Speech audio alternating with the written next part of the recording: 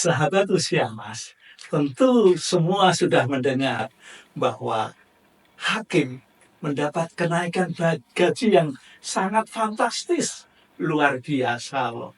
Coba, senang sekali kalau saya atau Anda menerima kenaikan gaji sampai 280%.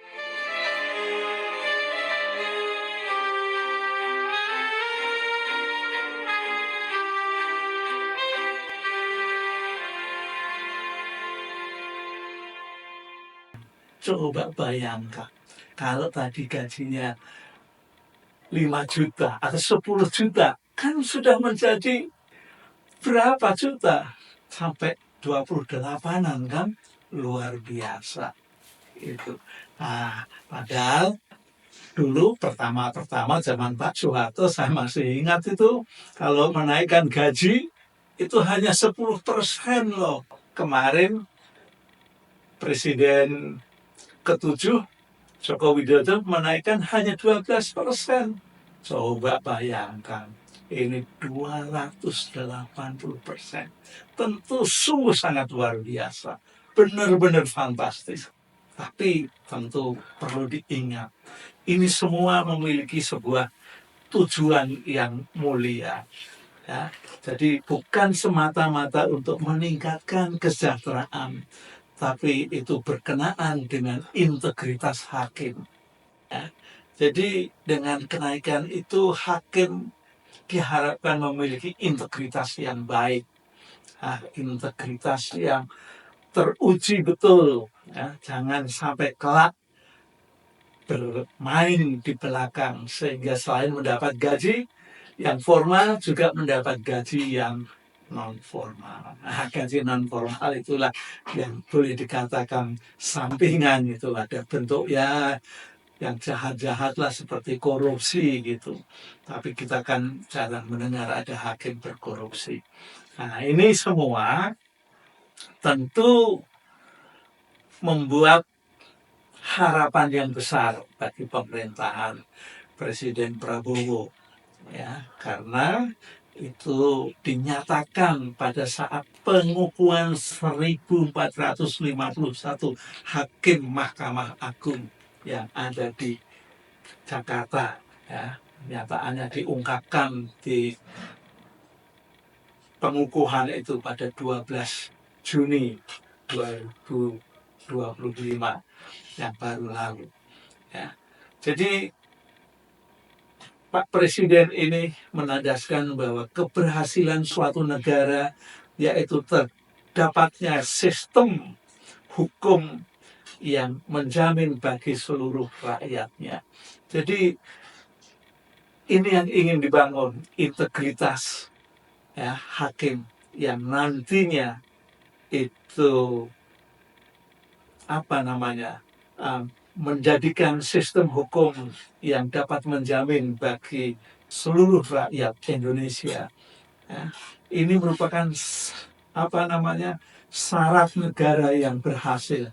Jadi negara yang berhasil memang hukum harus bisa menjadi panglima, bukan politik yang menjadi panglima, tapi hukumlah yang menjadikan syarat bahwa negara itu berhasil. Kalau negara itu berhasil, maka negara itu, bangsa itu akan menjadi bangsa yang maju, menjadi bangsa yang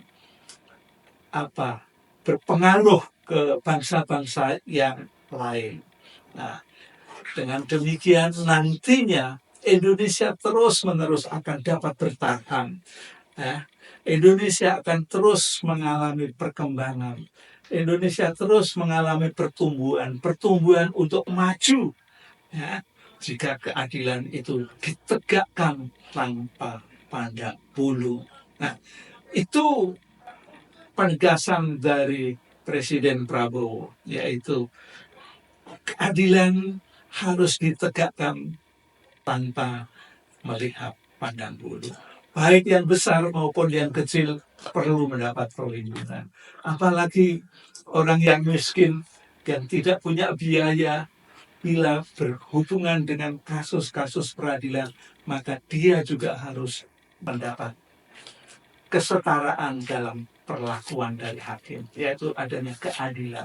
Jangan sampai orang yang kaya karena memiliki atau mampu membayar pengacara-pengacara yang sungguh banyak dan luar biasa. Bayarannya pun pengacara itu luar biasa. Jangan sampai ada perbedaan si kaya dan si miskin untuk memperoleh peradilan yang tidak adil.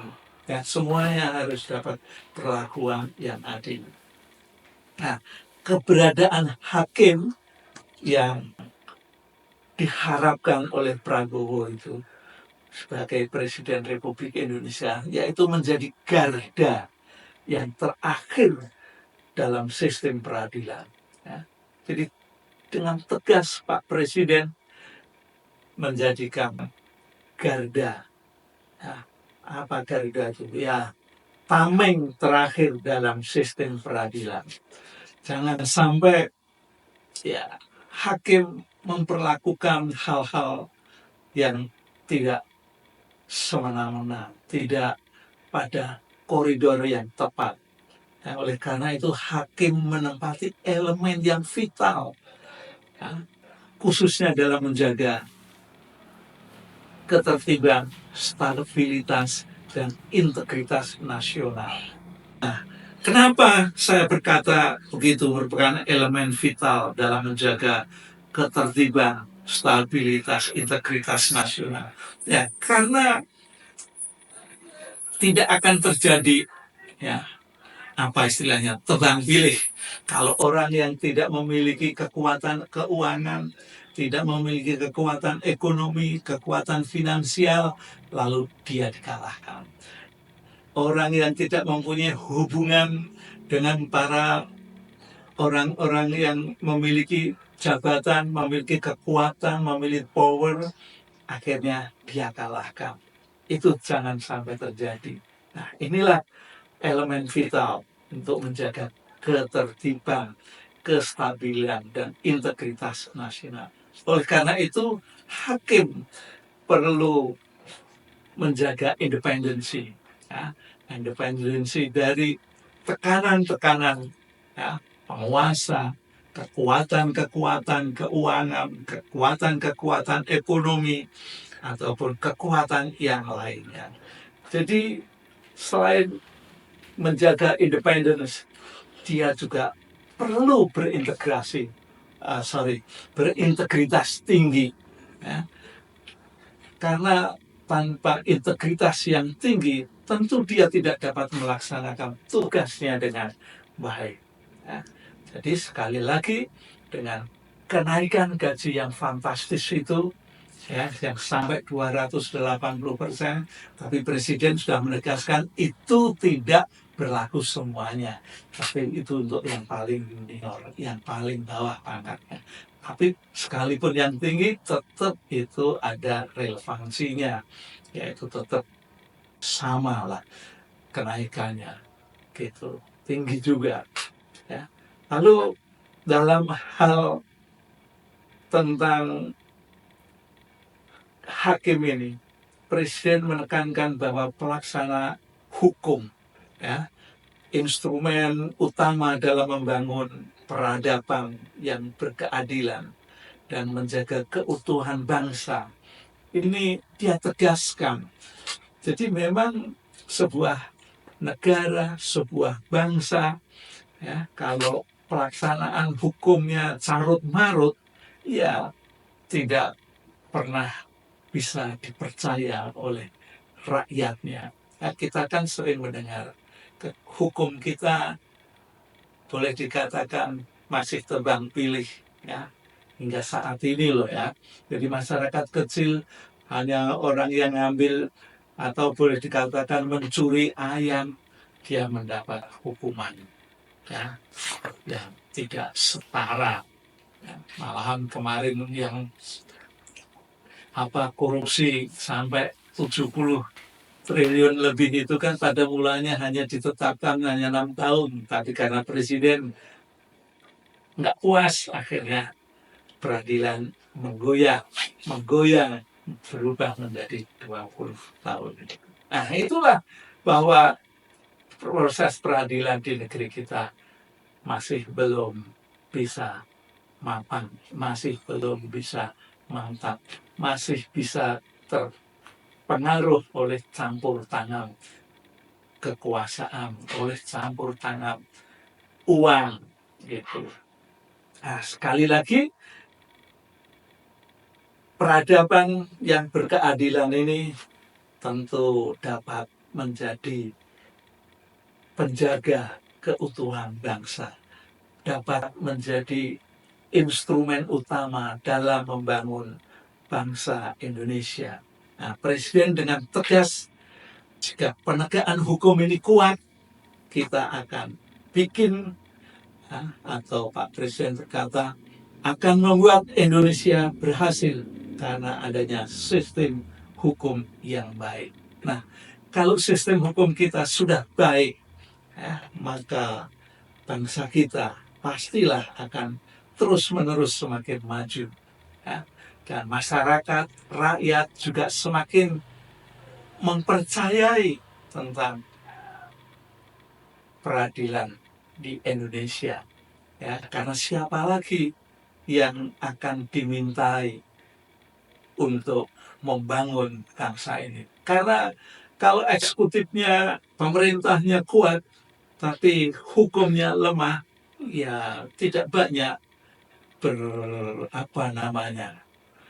berperan dalam memajukan bangsa. Kita sudah lama sekali korupsi untuk diberantas sejak zaman Presiden Soeharto, zaman Orde Baru, yang waktu itu ada Pangkok Kamtip, tapi hukumnya masih lemah. Di Presiden Jokowi Widodo juga sama, masih lemah dalam dunia peradilan. Nah, mudah-mudahan Presiden Prabowo yang menaikkan gaji fantastis untuk hakim ini tidak menjadi iri hati bagi pegawai-pegawai negeri yang lain. Pastilah nanti akan menyusul, karena memang semua mestinya butuh kesejahteraan yang baik. Dan kesejahteraan yang baik diharapkan dia juga melakukan komitmen dalam bekerja dengan integritas yang baik. Baik itu di dunia pendidikan, di dunia kesehatan. Jangan sampai ada mal-mal praktek dalam dunia kesehatan maupun dunia pendidikan. Nah, itulah gambaran bahwa kehakiman ini yang perlu mendapat prioritas pertama untuk menegakkan hukum. Karena pada saat ini saya melihat pemerintah lalu wakil rakyat sudah kuat ya, bidang hukum yudikatifnya. Jadi 3 komponen trias politika ini harus sama-sama kuat sehingga kelak negeri kita menjadi negeri yang maju, negeri yang disegani oleh bangsa-bangsa yang lain, juga menjadi negeri yang boleh menjadi teladan bagi bangsa-bangsa yang lain karena rakyatnya mengalami kemakmuran atas ketiga komponen dalam negara bisa memiliki kekuatan yang sama. Oke, sampai di sini kita jumpa. Bye-bye. Itu udah bener naik gitu, Pak.